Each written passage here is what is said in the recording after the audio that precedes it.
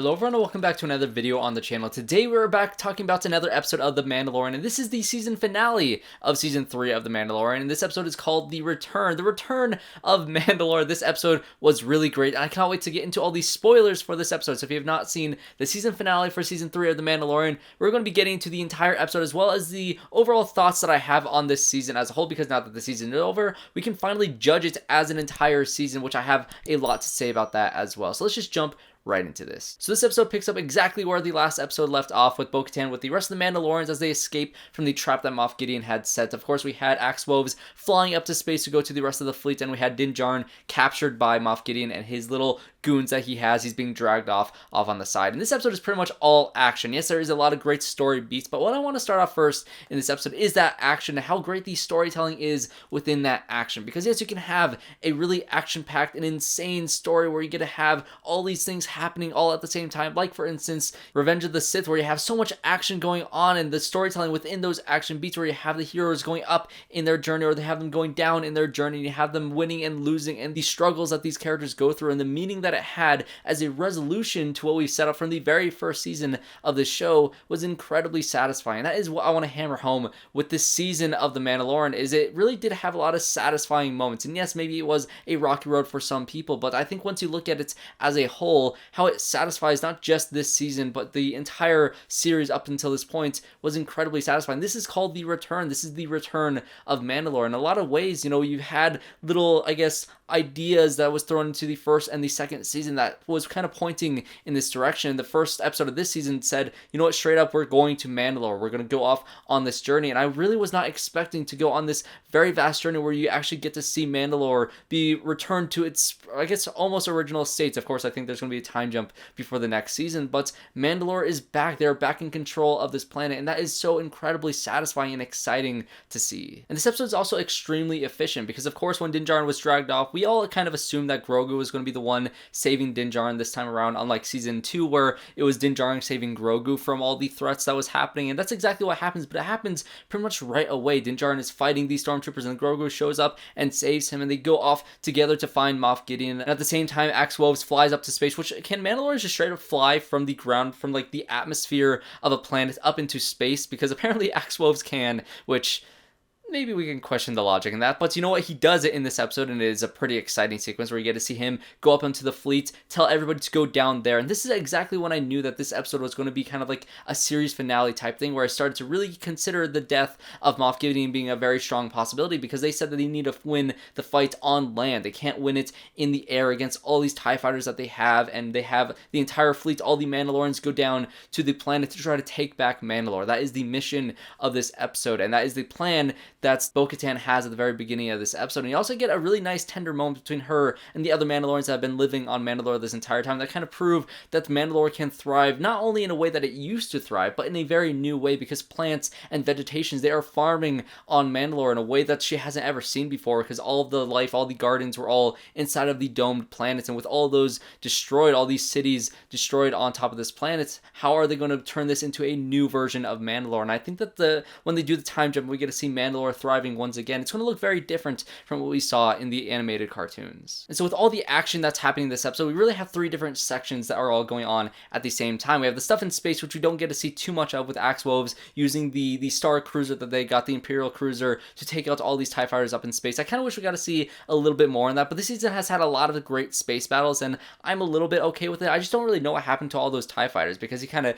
crashes the whole thing down onto the planet, destroying Moff Gideon's base by the end of this episode, but you don't really get to see if he actually took out all those other TIE fighters, which I'm assuming he did, but that's really the only thing that we did not get to see. But we also get to see a great ground battle, or I guess sort of air battle, with all the other Mandalorians, the armor, Bo-KATAN, and all the rest of the fleet that flew down to the surface of Mandalore, fighting off all the different troops that are on Moff Gideon's side. And of course, we get to see Din Djarin and Grogu go against Moff Gideon on the inside of this base, where you get to see a whole bunch of information on what Moff Gideon has been doing this entire time. And so to get into Moff Gideon's character and what he has been been doing. He has been working on cloning in a way that I predicted in the last episode, which is very much he is off on his own. Yes, he is a part of the Shadow Council with all these other characters that are all kind of more pointing towards the direction of the Brendel Hux and the rise of the First Order, and of course them all awaiting the return of Grand Admiral Thrawn. But all the meanwhile, Moff Gideon has always been hyper-focused on the Mandalorian type of storyline. He's always been on his own. He's always been trying to build his own thing to take over the galaxy because he is selfish in terms of that power that he wants, because he wants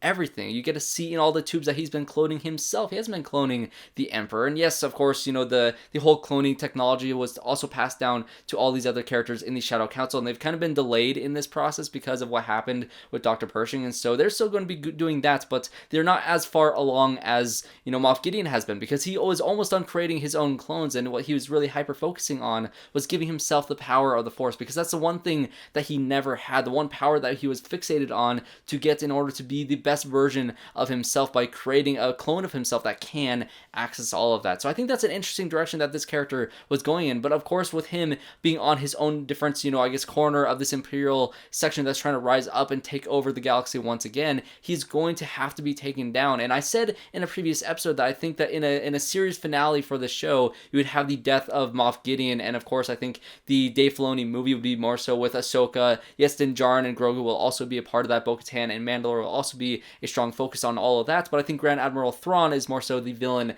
of that movie, and I thought maybe Moff Gideon was still going to be in the picture by then, but I really did see Moff Gideon finding his end in the Mandalorian show. I just really didn't think it was going to be in this episode alone, and so his entire fight with not only Din Djarin, but with Grogu and with Bo-Katan by the end of this episode, and the fact that he destroys the Darksaber was another thing that I was very much not kind of considering would be a thing that would happen in this show whatsoever. It's kind of tragic that this weapon that has been, you know, throughout all these different series and shows was finally destroyed here. And of course the Darksaber was actually in the original script for the episode 9 that Colin Trevorrow was going to direct, so this weapon is now destroyed. It's no longer going to be in Star Wars, and I think its journey has also been a very interesting one, with Moff Gideon being the one to destroy it. I thought that was a very, very interesting choice on the creatives. And again, it was so satisfying to see these three characters in specific taking on Moff Gideon, because of course Grogu in season 1 was the one that was sought after. He was the prize of Moff Gideon that the entire season was about, and of course season 2 was more Moff Gideon's, I guess, revengeful grudge against Din Djarin, him threatening Din Djarin by taking the child for himself, and all that storyline went down in the way that it did. And in this season we got to see why there was a big grudge between Bo-Katan and Moff Gideon, and so these three characters teaming up and working together in a very, very great way. Again, the action, the choreography of this fight, and I really think the way that Grogu was fighting alongside Din Djarin and Bo-Katan in this fight was really great, because Grogu was kind of the defense of the team. He was the one that was stopping these, you know, the Praetorian Guards from attacking Din Djarin right at the right moments. Of course, he wasn't necessarily the offensive player in terms of this team, but he was a very important key defensive player, and I think that's a Jedi-type character that is using the Force in a way for defense rather than offense. Is exactly what a Jedi is, trying to find a more peaceful and less violent way, whereas the Mandalorians are the ones that are more violent, that are going to shoot and stab and kill all these different stormtroopers, with Din Djarin going down that hallway with the red gates going down one at a time in a very, very brutal fashion. Again, no guardrails in Star Wars is always going to be a thing that's either going to be good for our heroes or bad for our heroes. But I love that Grogu is a key player that is also in these action sequences, that also gets to take on Moff Gideon and also gets a piece of taking him out by the end of this season. And of course, when you have the ship flying down, destroying Moff Gideon's base, and you have Grogu protecting Din Djarin and of course Bo-Katan with the Force, creating all the fire to go around them like he did in the first season of The Mandalorian, was a nice little callback. And to see Moff Gideon go out in this way with his entire army, with his entire plot to try to take Mandalore, was very, very satisfying. I'm very glad that they didn't drag this storyline on too long, because that's the thing that a lot of shows tend to do, and I think that Breaking Bad even had that same sort of thing, where you had Gus, who was also played, of course, by Giancarlo Esposito, and he was taken out like halfway through the series, and I think that was a very smart choice, because yes, you can drag on this character a little bit too long, and yes, he can always escape from prison or escape the grasp of our heroes, and he would always lose every single battle, but to have him taken out at the height of his power, at the very strength of his, you know, army that he has created, at the very edge of his success, I think is very, very satisfying. And just watching the Mandalorians fight for their plans and succeed in the way that they did in this episode was so fun to see. Of course, the shot of BO-KATAN, especially the armor wielding the hammers in this episode where she's flying down and fighting all those stormtroopers in the air. Again, the action, the choreography is so incredibly good in this episode. But of course, when you get to all the Mandalorians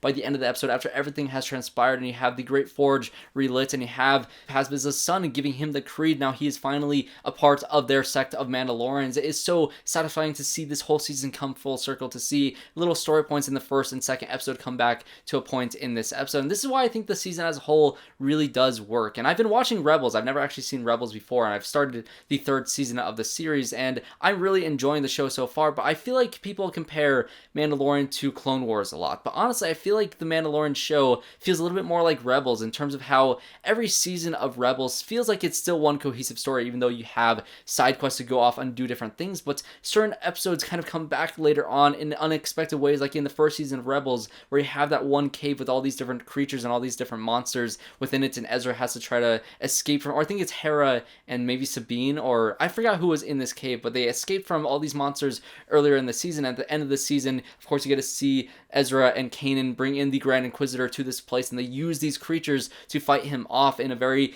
clever way. And so you get to bring back these different storylines that you think are just side quest episodes that are fun with their own merits, but they all tie up together in a nice little neat bow by the end of the season. I think that's exactly what The Mandalorian has been doing from the very first season of the show. And so to have episodes that kind of split off, like the episode where Paz Vizsla's son was taken by the birds, and we get to see the bonding of the characters, where we also get to see the flashbacks of Grogu to see Order 66 and all those different things. Yes, I can feel that sometimes in those episodes the focus on what we're spending our time on doesn't necessarily feel as full and complete as it needed to be, especially when it comes to the development of Paz Vizsla's character and that bond between Din Djarin and Paz Vizsla. Although I think it's serviceable enough, I do think that this season did struggle with dedicating its time to the right storylines at all points of the season. And as much as I did love this season hyper focusing on Bo-Katan's journey to retake Mandalore and to become the leader of the Mandalorians, which again, I loved all of that stuff, I do wish the season dedicated more time to Din Djarin and his journey throughout this season, because he didn't really have too much of an arc. Yes, these last two episodes did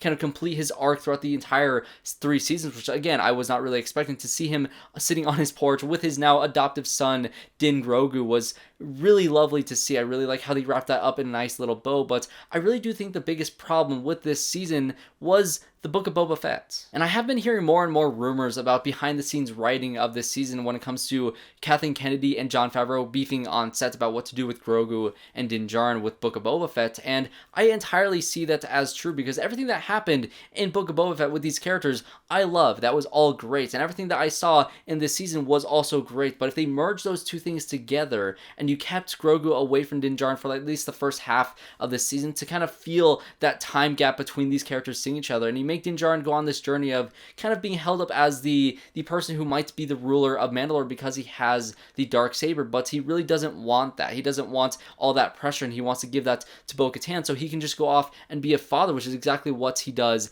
in this season by adopting Grogu in the end of this episode. And so I think that was supposed to be his arc in this season. I do think it was a grave mistake to put that in Book of Boba Fett, because you could have still had Din Djarin in Book of Boba Fett and help them out on their mission exactly how they do in that show. Just take out the Luke stuff and take out the Grogu stuff in that season and throw it into Season 3 of The Mandalorian and have that arc be fully fleshed out and have Din Djarin have something to do for the first half of this season. That's really my only complaint with this season. I don't mind the little side episodes. Of course, Episode 3 was a big, point of contention with a lot of people watching this season. I loved Episode 3, especially with how it tied in by the end of this season. Again, when you were watching this show and everybody's saying, oh, this stuff might not matter, it feels like we've entered a different show. We didn't enter a different show. That was all planting seeds to what Moff Gideon was doing this entire time, because he was the one seeking after the cloning. He wanted to shut that down because he wanted to take the cloning for himself rather than working with the other members of the Shadow Council. So all that stuff mattered. And yes, the Lizzo and Jack Black episode didn't matter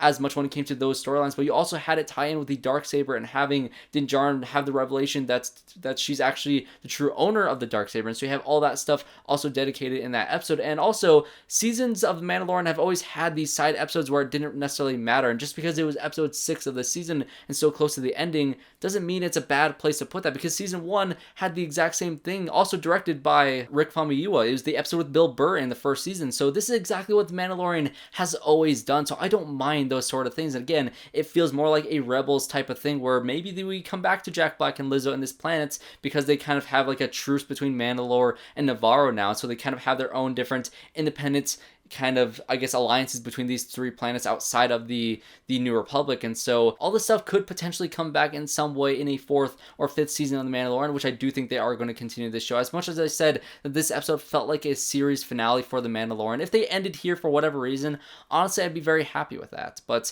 I'm glad that they're going to go on in a new, different direction that they're going to do it for the future of this show, which is Din Djarin and Grogu going off on their own adventures, kind of doing, I guess, these contract missions for the New Republic, specifically for Carson Teva in the Outer Rim. And so it's going to have a lot more of a season 1 type of feel for the next season of The Mandalorian. It's kind of going to be a reset, because you kind of concluded all these storylines that you set up in the first season of The Mandalorian. So now you can go off and have some little fun adventures while you're building up this next arc to go off against Grand Admiral Thrawn with Ahsoka, with all the other shows that they're doing, Skeleton Crew and all of that. So I'm very excited for the future of this show still, even though they've kind of concluded all their different storylines. I'm very curious to see what storylines they introduce next for these characters, what adventures they're going to go on next, and what other side missions they're going to go on, because that has been in the blood of the Mandalorian storylines from the very beginning. So I'm excited to see it all. And so that's going to be my review of The Mandalorian Season 3, Chapter 24, The Rescue, the season finale of this season of The Mandalorian. I really, really did love this episode. I did like this season overall. I think I liked it probably just as much as the first season. I think Season 2 had all those very much fan servicey type moments, but I do think that season just flowed really well together. And so I just love this show in general. I'd probably still rank it Season 2-1-3 or 2-3-1. I need to rewatch Season 1 because I haven't seen it in a while, but I really did love how this season wrapped everything up. So what did you guys think of this episode of The Mandalorian? What did you guys think of the season as a whole? Definitely comment down below all of your thoughts on this season. I'm very curious to hear just all of your thoughts, good and bad. I want to hear it all. And if you guys enjoyed this review, make sure you guys leave a like on this video. And of course, subscribe to the channel to see more reviews just like this one. Of course, I'm going to be doing weekly reviews for Ahsoka when that show comes up, so we're going to be taking a break from Star Wars for now, and we're going to get back into some movie reviews with Evil Dead Rise, which I'm watching tomorrow night, which I'm very excited to talk about that. And of course, Beau is Afraid. I'm very excited to watch that movie as well. So thanks everybody for watching this video. Make sure you guys comment down below, leave a like, subscribe, and I hope to see you all in my next one.